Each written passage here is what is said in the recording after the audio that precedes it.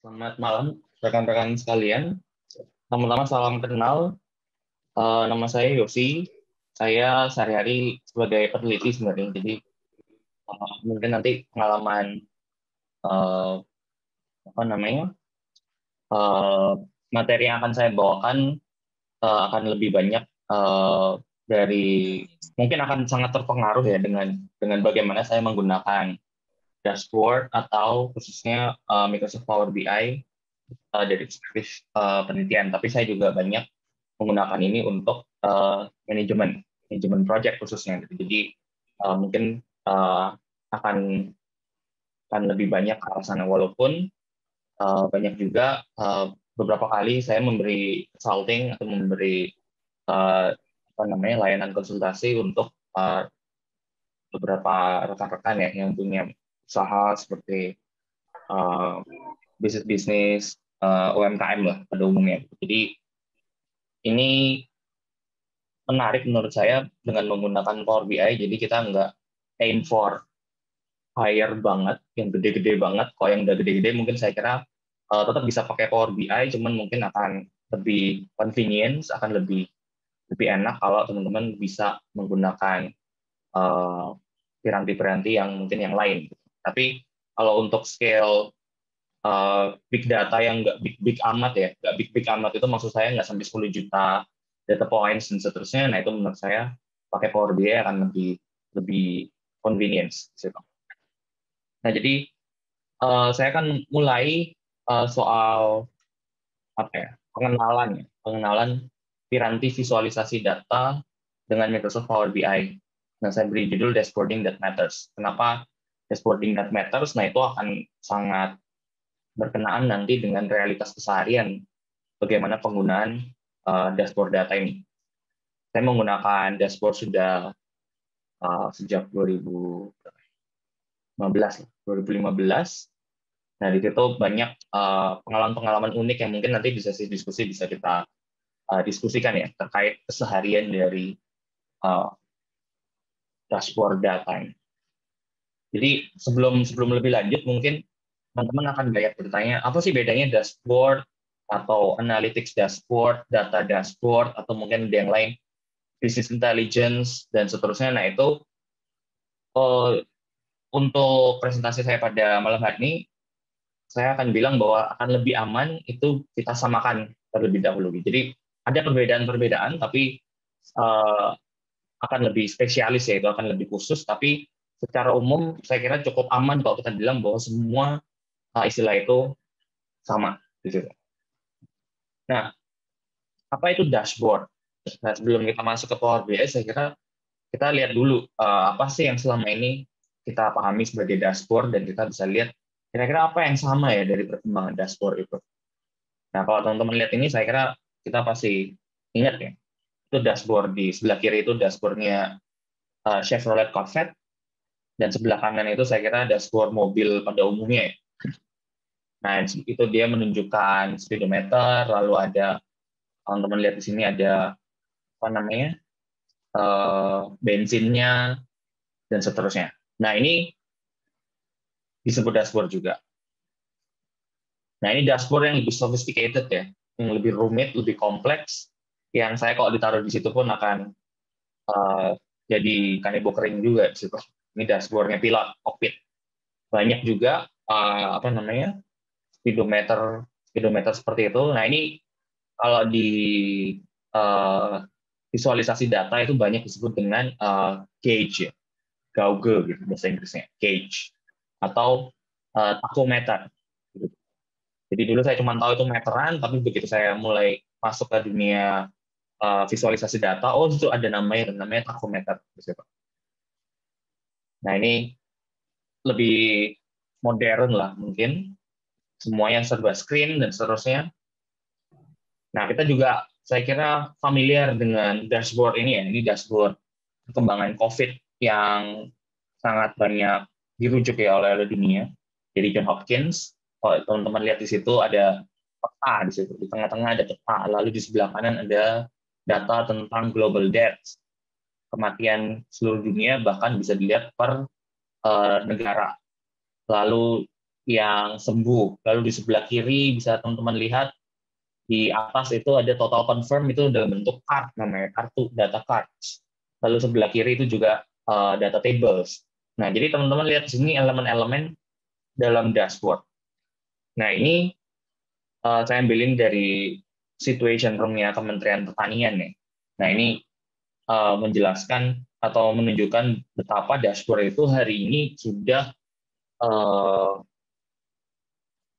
apa ya, sudah banyak digunakan keseharian, bahkan eh, saking menunjukkan betapa the era of big data itu benar-benar real. Jadi hari ini bahkan apa yang disebut dengan data driven decision atau pengambilan keputusan berbasiskan data, nah itu memberikan momen bagi dashboard itu untuk punya peran yang sangat penting. Nah, sebelum lebih jauh lagi, kita samakan definisi ya, kita samakan frekuensi kita. Pada saat kita ngomong dashboard itu, kita harus lihat bahwa dashboard itu adalah salah satu dari sekian banyak metode dari visualisasi data. Visualisasi data sendiri atau banyak disebut disingkatnya data vis, DZ. Itu saya kutip dari data box, itu disebut sebagai, ini terjemahan bebas saya, representasi grafis akan informasi dan data. Jadi dia adalah representasi dalam bentuk grafik. Gitu. Dengan menggunakan elemen-elemen visual, nah visual elemen itu ada diagram, grafik, bahkan nanti ada data cards dan seterusnya, yang memudahkan penggunanya melihat dan memahami, nah ini garis bawahnya, tren dan pola dalam data. Jadi kita akan melihat banyak data dan kita akan lihat keterhubungan. Trennya seperti apa sih? Terbesar, tertinggi, terbesar berdasarkan apa, tertinggi berdasarkan apa, gitu. Misalkan, kalau saya mengevaluasi pembelajaran saya ngajar di kelas, saya akan lihat ada hubungannya nggak sih alamat rumah dengan nilai, gitu kan? Nah, itu saya ingin melihat pola dan tren atau hubungan dalam data di situ. Nah, lalu data dashboard itu sendiri apa? Dia didefinisikan sebagai piranti manajemen informasi. Nah, manajemen informasi kita harus clear. Jadi dia tidak hanya sekedar visualisasi, tapi dia punya visualisasi menjalankan fungsi manajemen, fungsi pengelolaan. Pengelolaan apa? Pengelolaan proses, pengelolaan performa, dan seterusnya. Piranti manajemen informasi yang secara visual melacak. Melacak itu tracking, menganalisis, melihat hubungan di antaranya, dan menunjukkan indikator-indikator performa kunci, KPI, metrik, dan juga data points untuk memudahkan kita memonitor kondisi terkini dari bisnis, departemen, tim, atau proses-proses tertentu. Nah, jadi itu definisi dari dashboard. Apa sih selain dashboard ya? Metode-metode visualisasi masih banyak. Ada yang namanya infografis, ada yang artikel visual, dan seterusnya. Jadi kita hanya spesifik untuk ngomong visualisasi data di sini dalam bentuknya dashboard. Nah, kegunaan dashboard itu sendiri apa? Tadi sudah termaktub ya di dalam definisi, dia melacak apa? Status, proses, performa, dan kondisi, bahkan secara real time. Nah, ini kalau secara real time ya, kita harus punya server sendiri yang bisa auto update atau auto refresh, dan seterusnya. Lalu menggali data atau yang banyak disebut dengan data drilling, jadi ngebor data. Terutama ini pakai bahasanya Power BI. Power BI menyebutnya drill through, gitu. Jadi ngebor. Jadi kalau kita ngelihat data, misalkan data di level nasional, nah kita bisa ngebor ke dalam, ada data level lokalnya dan seterusnya. Tapi lagi-lagi datanya harus ada terlebih dahulu. Lalu dia juga mengeksplorasi pola, tren, dan keterhubungan antar data. Dan yang terakhir yang banyak saya gunakan adalah untuk berpikir. Berpikir itu kita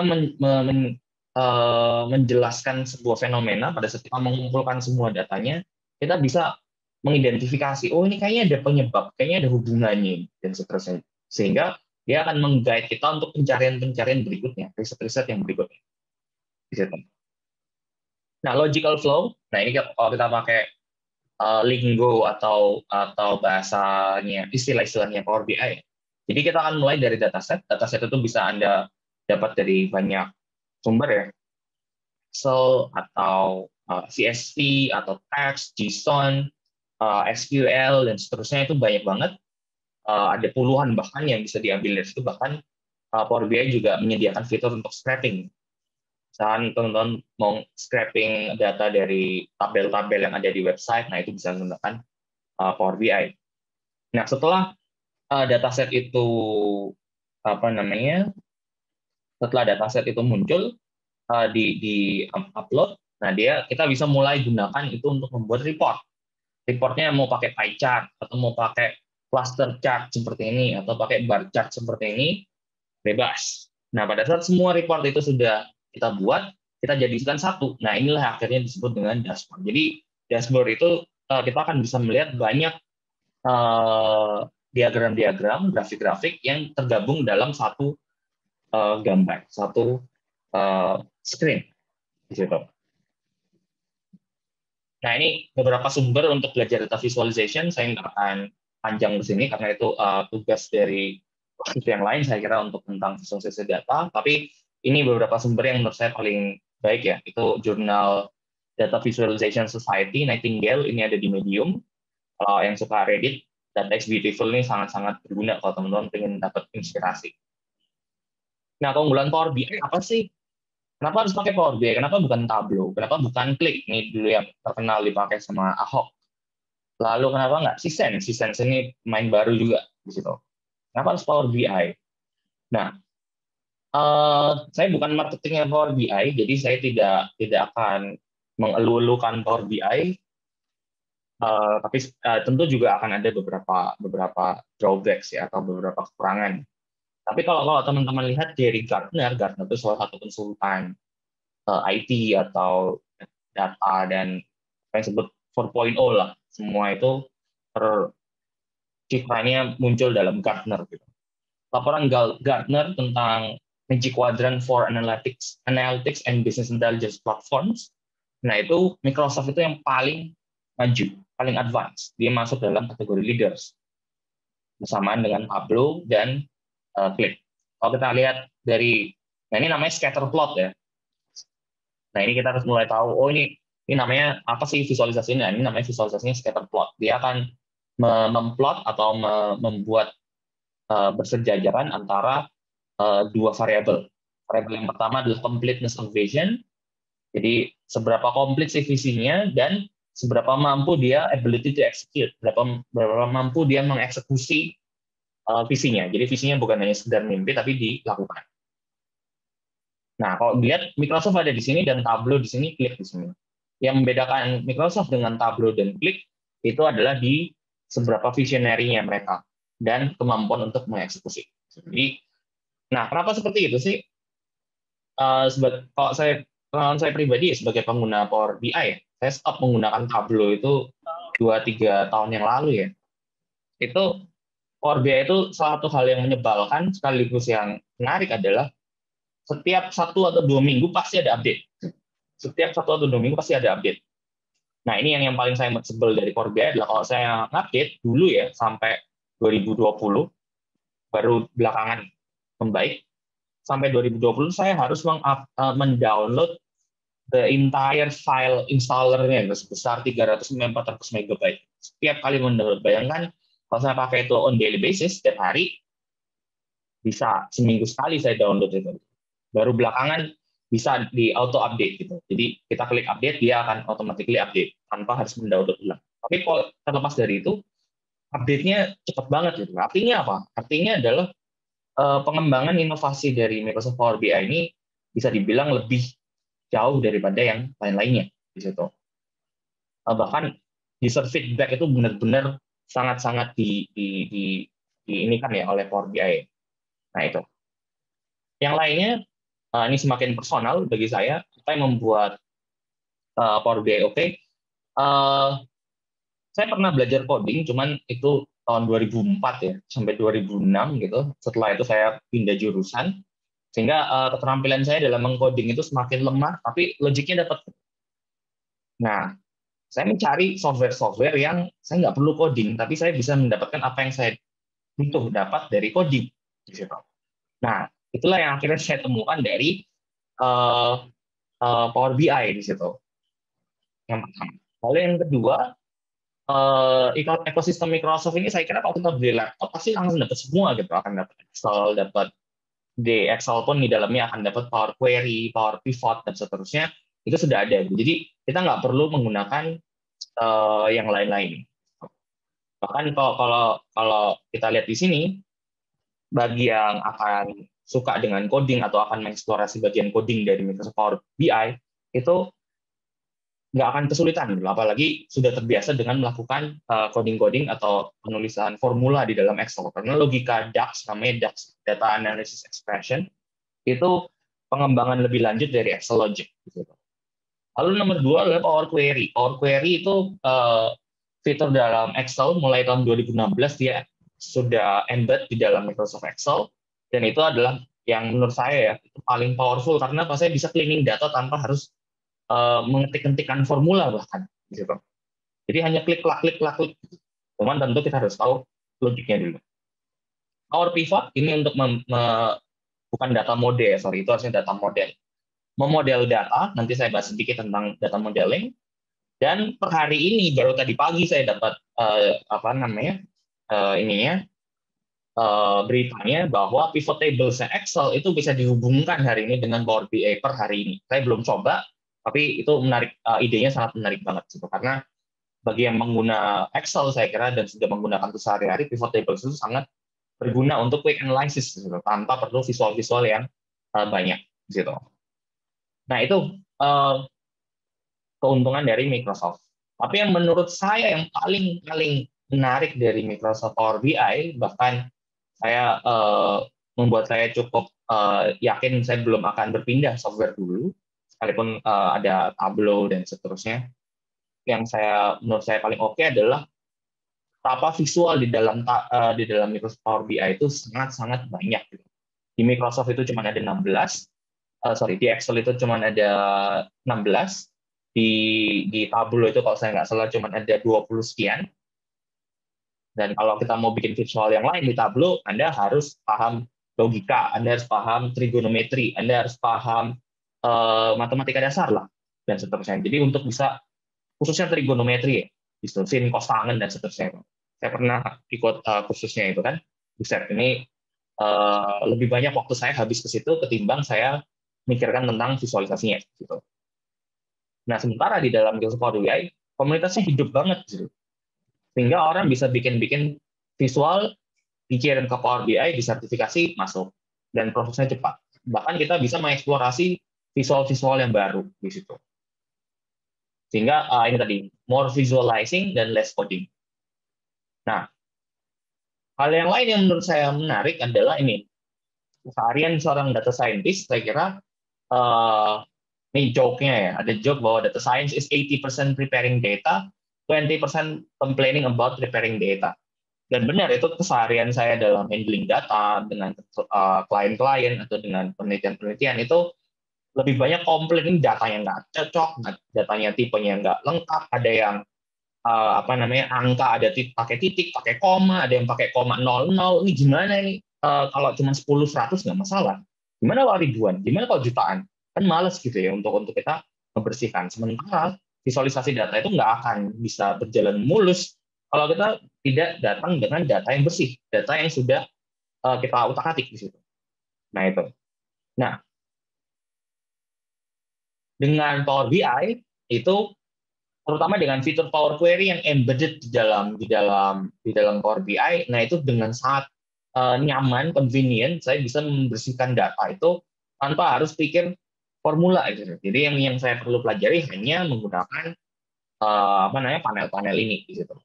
Bahkan kawan-kawan juga yang familiar dengan Python dan R itu tentu akan sangat-sangat mendapatkan keuntungan karena bisa embedded juga menggunakan R dan Python. Nah ini kalau teman-teman lihat di sini, bahkan kita bisa dianalisis data kita. Berapa persen yang valid, berapa persen yang error, berapa yang empty di situ. Ini saya kasih contoh data yang sedang saya gunakan hari ini. Bahkan saya bisa tahu analytics dari data-data saya di sini, sebelah sini. Listing ada berapa, unique ada berapa, empty ada berapa. Bahkan kita bisa ngelacak ada yang error nggak, kita tinggal lihat aja. Nanti, oh ini kebetulan nggak ada yang error. Kalau ada yang error, langsung bisa kita tackle di situ.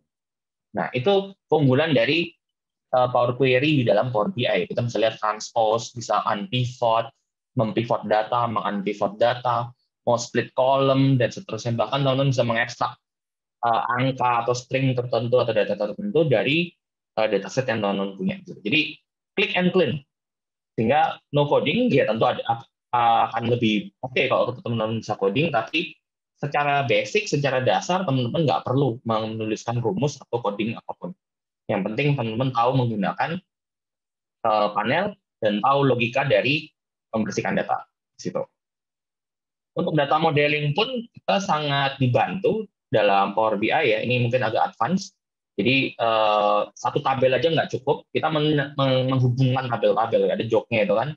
SQL query walks into a bar, walks up to two tables and asks, can I join you? Gitu. Ini kalau teman-teman yang paham bahasa SQL pasti tahu.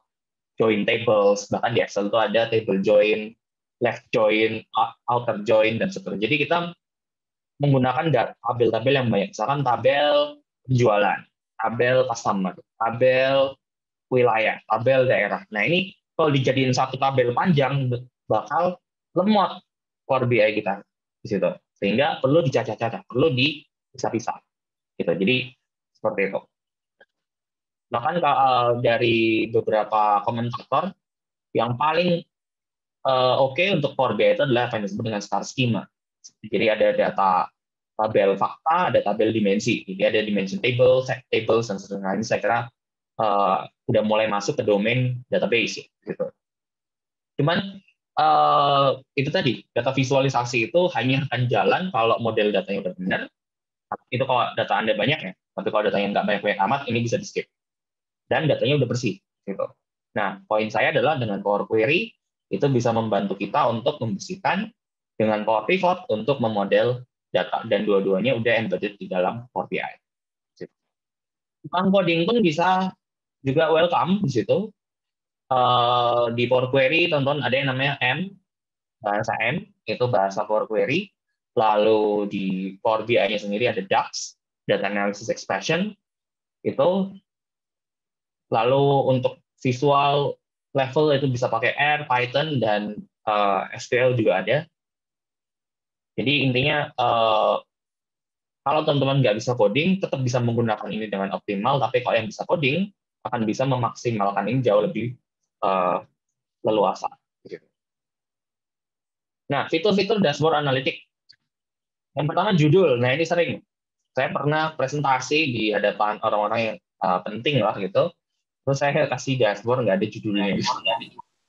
Orang-orang tanya, ini apa gitu. Buat saya baru ingat, oh iya ini kan saya yang bikin, jadi saya tahu ini apa gitu. Kalau orang yang nggak bikin tentu nggak akan tahu ini apa. Jadi judul itu penting.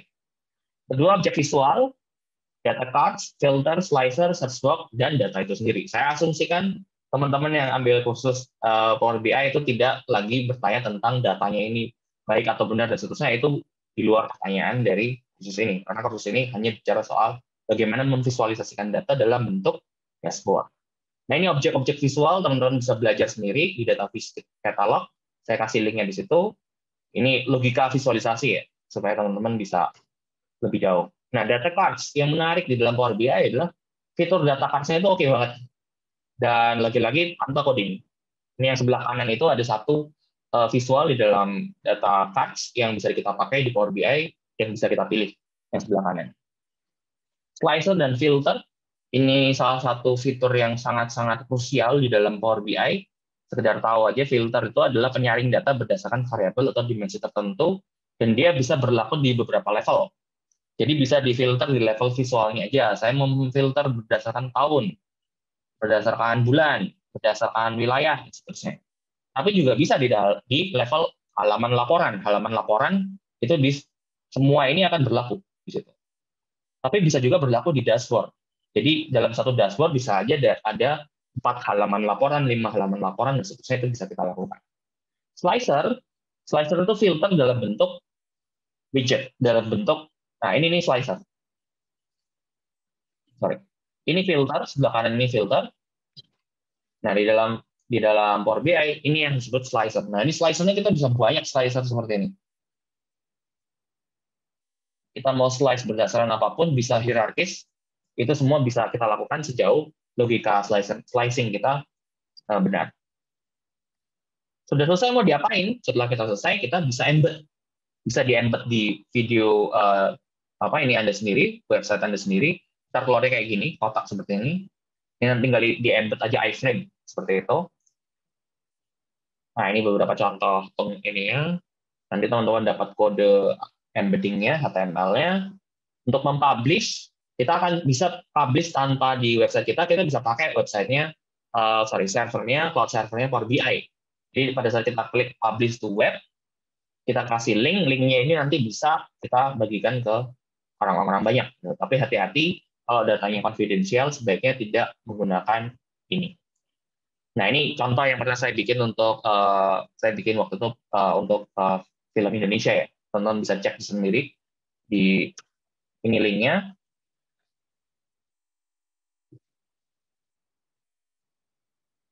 Bahkan bagi teman-teman yang hobi desain ya, saya nggak cukup waktu untuk ngedesain, untuk ngebagusin dashboard, itu bisa banget. Ini bahkan ada kontesnya ya, baru menang April 2021 kemarin, itu bagaimana mengkontes, bagaimana mendesain dashboard itu supaya menarik gitu. Jadi nggak hanya informatif, tapi menarik gitu. Karena semakin menarik, orang akan semakin mau atau tertarik untuk menggali dari data itu sendiri.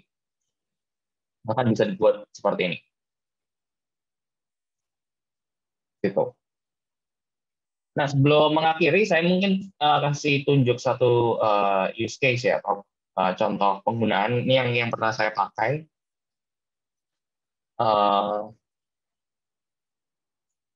Ini kelihatan ya. Nah, ini yang tadi saya kasih contoh ininya ya, Pak teman-teman.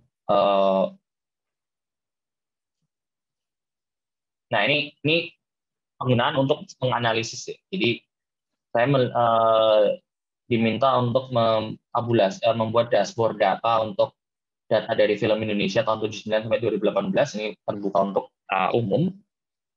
Misalkan saya kasih, nah seperti ini. Ini bisa diklik dan seterusnya.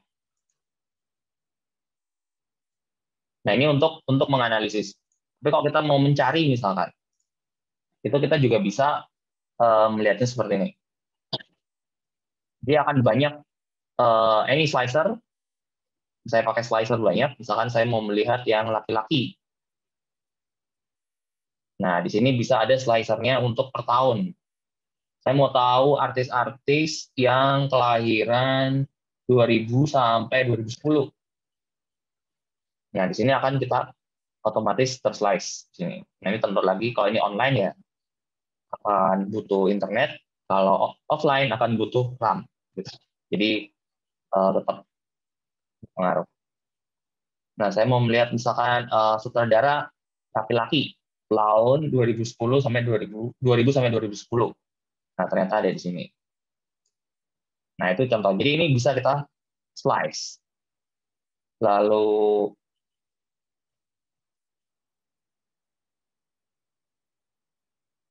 nah, ini seperti ini. Nah, itu contoh bagaimana menggunakan, ini bahkan kita bisa search juga ya, misalkan kita mau cari siapa gitu.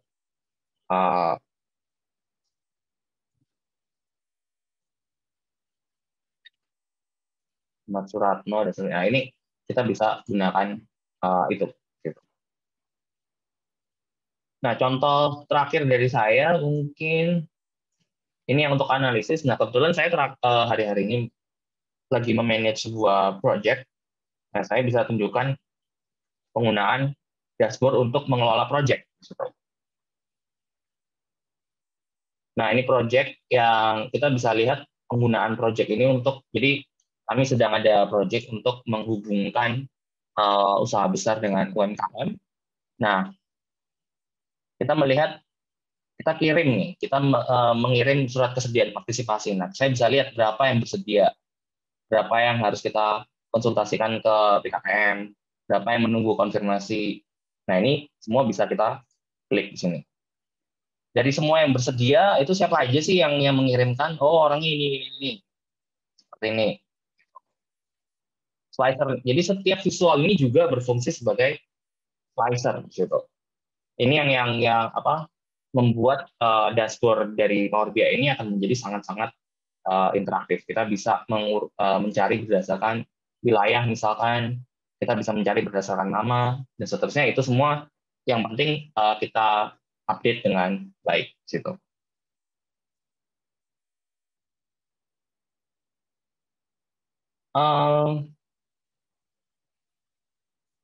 Nah, itu aja dari saya mungkin untuk memantik diskusi dari teman-teman untuk mengajak betapa menggunakan Power BI itu memberi potensi-potensi atau kemungkinan-kemungkinan yang banyak untuk kita mengeksplorasi data, khususnya membuat bagaimana data itu tidak hanya sekedar informatif, tapi membuat data itu juga bisa menjadi panduan, meng-guide, bahkan bisa membuat data itu juga memberi pengetahuan-pengetahuan baru. Jadi dia tidak hanya sekedar informing, tapi dia juga bisa memberi knowledge-knowledge yang baru. Nah, itu semua dilakukan dengan visualisasi data, dan khususnya dengan Power BI. Mungkin itu dulu dari saya, Mas Moderator, saya kembalikan. Siap, siap. Thank you, Mas Hizkia. Sangat informatif sekali ya tadi knowledge yang dibagikan oleh Mas Hizkia terkait importance dari Power BI ini. Nah, ini saya membuka sesi tanya jawab. Monggo untuk teman-teman silahkan chat ataupun mau langsung open mic atau open video. Saya berikan kesempatan untuk teman-teman. Kita diskusi interaktif aja, diskusi santai. Jadi silahkan monggo dari teman-teman kalau ada yang ingin bertanya.